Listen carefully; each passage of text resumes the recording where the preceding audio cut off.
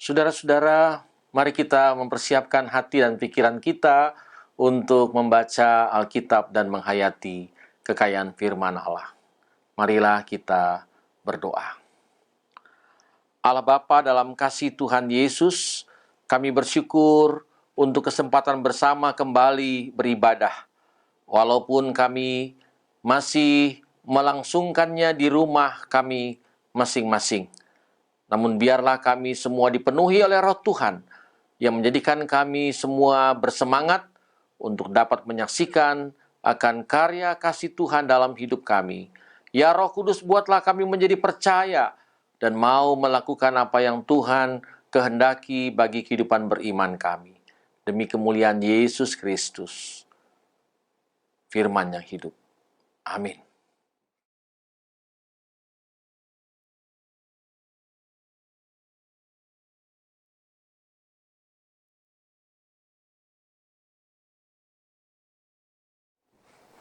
Saudara-saudara, sesuai dengan bacaan Alkitab kita, pada hari ini kita membaca perjanjian baru, yaitu surat Korintus yang pertama. Surat Korintus yang pertama pada pasal yang ke-8, ayat 1 sampai dengan ayat yang ke-13. Ayat 1 sampai dengan ayat yang ke-13 dari 1 Korintus pasal 8, yang menyatakan demikian.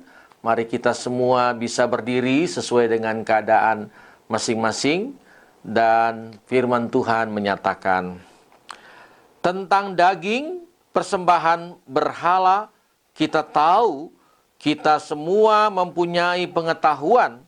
Pengetahuan yang demikian membuat orang menjadi sombong, tetapi kasih membangun. Jika ada seorang menyangka bahwa ia mempunyai sesuatu pengetahuan, maka ia belum juga mencapai pengetahuan sebagaimana yang harus dicapainya. Tetapi orang yang mengasihi Allah, ia dikenal oleh Allah. Tentang hal makan daging persembahan berhala kita tahu. Tidak ada berhala di dunia dan tidak ada Allah lain daripada Allah yang esa. Sebab sungguh pun ada apa yang disebut Allah, baik di sorga maupun di bumi, dan memang benar ada banyak Allah dan banyak Tuhan yang demikian. Namun bagi kita hanya ada satu Allah saja, yaitu Bapa yang daripadanya berasal segala sesuatu dan yang untuk Dia kita hidup, dan satu Tuhan saja, yaitu Yesus Kristus, yang olehnya segala sesuatu telah dijadikan dan yang karena Dia kita hidup. Tetapi bukan semua orang yang mempunyai pengetahuan itu. Ada orang yang karena masih terus terikat pada berhala-berhala, makan daging itu sebagai daging persembahan berhala. Dan oleh karena hati nurani mereka lemah, hati nurani mereka itu dinodai olehnya. Makanan tidak membawa kita lebih dekat kepada Allah. Kita tidak rugi apa-apa kalau tidak kita makan, dan kita tidak untung apa-apa kalau kita makan. Tetapi jagalah supaya kebebasan ini jangan menjadi batu sandungan bagi mereka yang lemah. Karena apabila orang melihat engkau yang mempunyai pengetahuan sedang duduk makan di dalam kuil berhala, bukankah orang yang lemah hati nuraninya itu dikuatkan untuk makan daging persembahan berhala?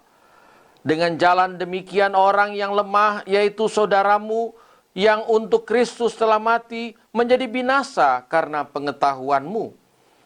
Jika engkau secara demikian berdosa terhadap saudara-saudaramu dan melukai hati nurani mereka yang lemah, engkau pada hakikatnya berdosa terhadap Kristus.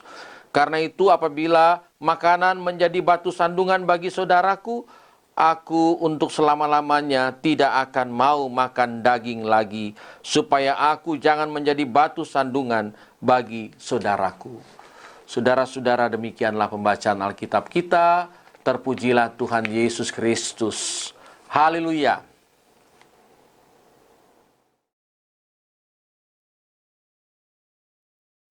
Saudara-saudara yang dikasihi oleh Tuhan Yesus Kristus, hidup ini memang tidak luput dari adanya perbedaan, adanya keragaman. Karena kalau tidak ada perbedaan, tidak ada keragaman, semua sama, ya sepertinya kurang menyenangkan. Walaupun ada yang mengatakan hidup bersama itu, hidup yang sama itu menyenangkan. Relatif. Tapi sesungguhnya hakikat hidup yang tidak bersama, tidak ada kebersamaan dalam arti perbedaan pendapat, adanya perbedaan pendapat, atau adanya keragaman dalam hidup, sesungguhnya adalah kebahagiaan. Bukankah suami dan istri itu adalah laki-laki dan perempuan? Beda mereka, yang satu laki-laki, yang satu perempuan. Bukankah antara satu keluarga dengan keluarga yang lain ada perbedaannya? Tapi ketika mereka menyatu bersama, mereka merasakan yang namanya kebahagiaan. Saudara-saudara yang dikasihi oleh Tuhan Kristus, apa yang kita pikirkan, apa yang kita rasakan, apa yang kita mau lakukan, sesungguhnya orientasinya kepada apa kata kita. Ukurannya lebih banyak tergantung dari apa yang kita mau. Dan orang lain harus ikut mau. Dan hidup dengan pemaksaan kehendak ini adalah menjadi sebuah keyakinan yang dipaksakan, yang terpaksa. Semua harus ikut apa kata saya. Dan kalau ini menjadi sebuah pengetahuan dan yang lain dianggap salah, maka itu adalah berhala. Paulus katakan berhala. Pemaksaan kehendak itu adalah berhala. Karena semua harus ikut maunya. Saya maunya sekelompok orang. Dan ada bahaya sekali jikalau hidup ini berorientasi tunggal terhadap seseorang. Egosentris. Padahal Paulus mengatakan kita ini kristosentris. Kita ini hidup tertuju kepada Kristus. Dikatakan dalam bacaan kita sangat menarik sekali, dikatakan bahwa kita hidup oleh Kristus, kita dijadikan hidup oleh Kristus, dan karena itu kita hidup untuknya. Itulah yang disebut dengan kristosentris. Segala sesuatu tertuju kepada Kristus. Hidup ini tertuju kepada Kristus. Tapi ketika hidup ini tertuju kepada manusia dan kemanusiaan itu, maka ini menjadi sesuatu yang salah. Sebuah pengajaran, sebuah pengetahuan yang tidak benar. Yang seringkali terjadi dalam kehidupan ini. Oleh karena itu, saudara-saudara, sebagai umat beriman, kita dapat belajar dari cerita 1 Korintus pasal 8 ini, yang oleh Rasul Paulus mau mengatakan bagaimana sesungguhnya kehidupan itu menjadi berhala. Karena apa? Karena berorientasi kepada diri sendiri.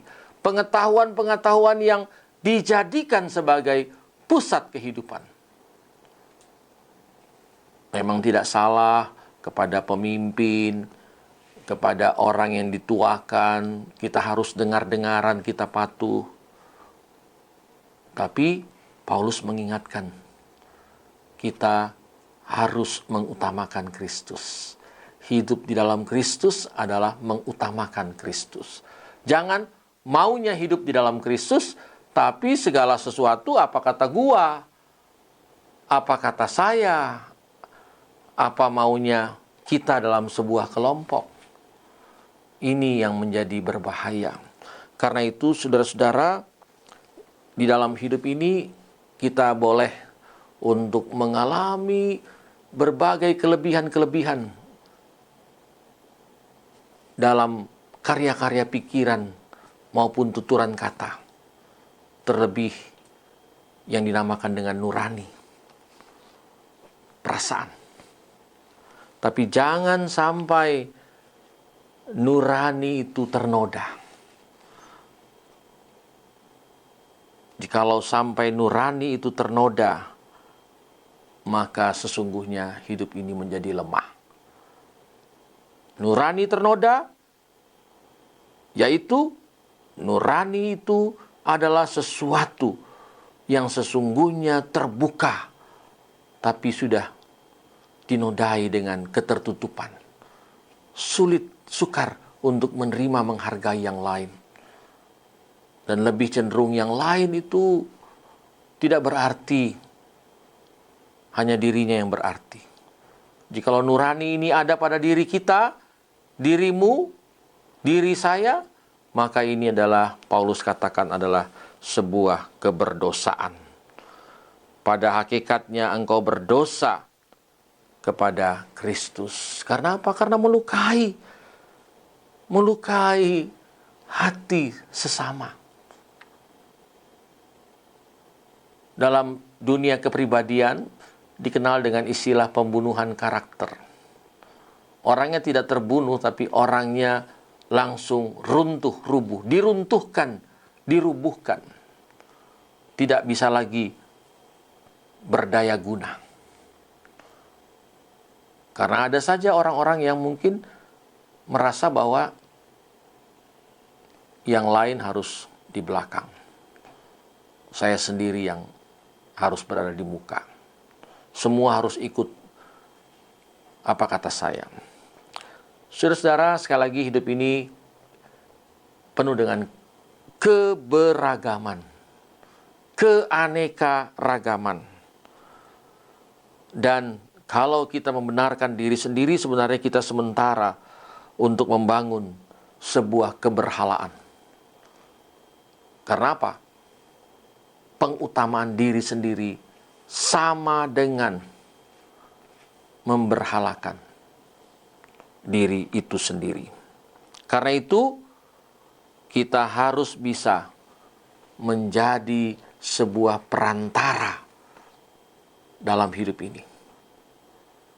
Jangan menjadi batu sandungan. Paulus memberikan gambaran tentang makanan.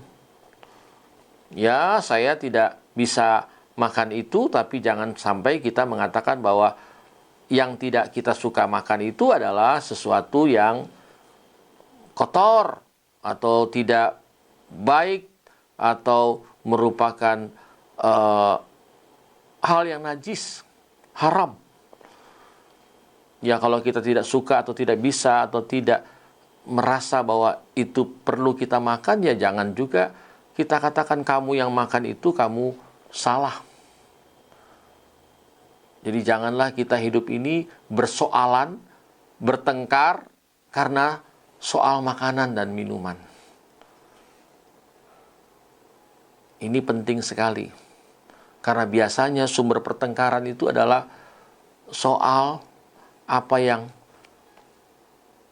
mau dimakan. Soal bagaimana kita mendapatkan makanan. Soal perut.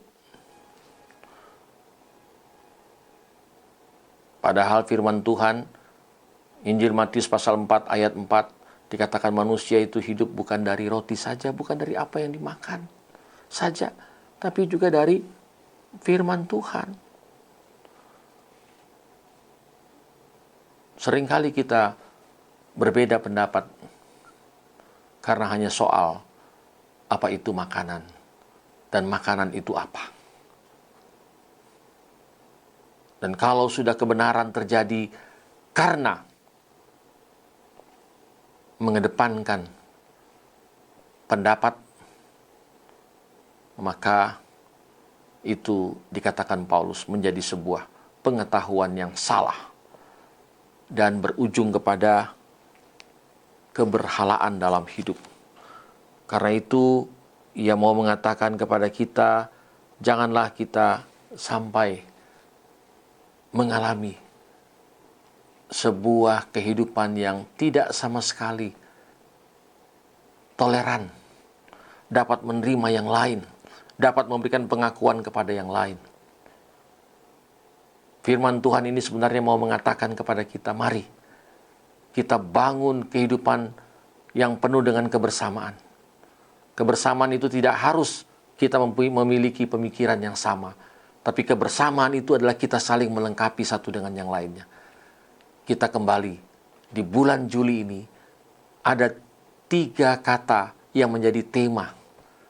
Pertama adalah tangguh, kedua adalah luas, ketiga adalah dinamis.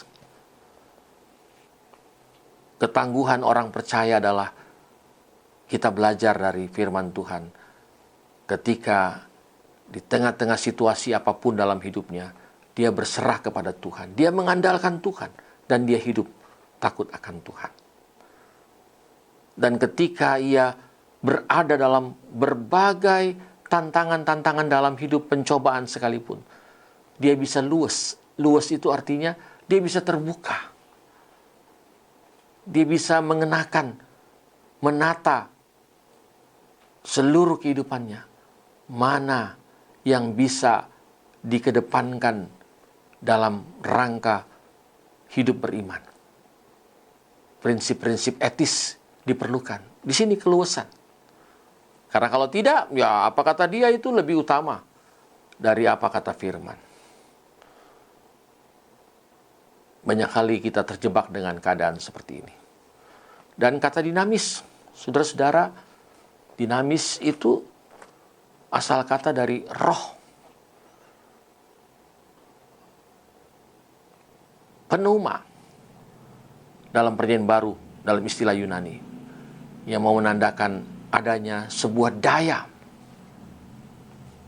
Dinamit itu sebuah ledakan yang bisa menggetarkan. Hidup dinamis itu adalah bagaimana kehidupan yang sungguh-sungguh dapat memberikan arti. Kebetulan hari ini, hari Rabu, adalah 15 Juli, persis hari ulang tahun pelayanan kategorial Gerakan Pemuda GPIB. Persis. GPIB berhari ulang tahun ke-70, luar biasa. Tahun 1950, 15 Juli. Saya kira pada saat itu 3 istilah ini pasti ada pada GP. Tangguh, luas, dan dinamis. Mestinya 70 tahun juga masih samalah. Gerakan Pemuda GPIB harus seperti ini. Ya, saya tidak berkhotbah untuk Gerakan Pemuda, tapi saya mau mengatakan bahwa marilah ketangguhan, keluasan, kedinamisan itu adalah bagian dari iman. Diperlukan umat percaya yang demikian. Jangan mengandalkan bagaimana kita lebih utama daripada yang lain. Kristus yang lebih utama daripada yang lain. Walaupun sekarang ini banyak sekali kita berhadapan dengan keadaan-keadaan realitas kehidupan di mana seorang dengan yang lain saling mengedepankan diri. Padahal ajaran kitab suci mengatakan kepada kita saling merendahkan diri. Itulah Kristosentris, merendahkan diri satu dengan yang lain, bukan mengedepankan diri, membenarkan diri. Dan kalau ini terjadi, maka ini adalah sebuah pemberhalaan hidup. Lu semua, kamu semua harus ikut saya, harus mau apa kata saya. Mestinya sekarang ini yang tadi saya katakan, hidup toleran itu adalah hidup yang bisa terbuka, menerima yang berbeda, mengakui yang bukan pikirannya.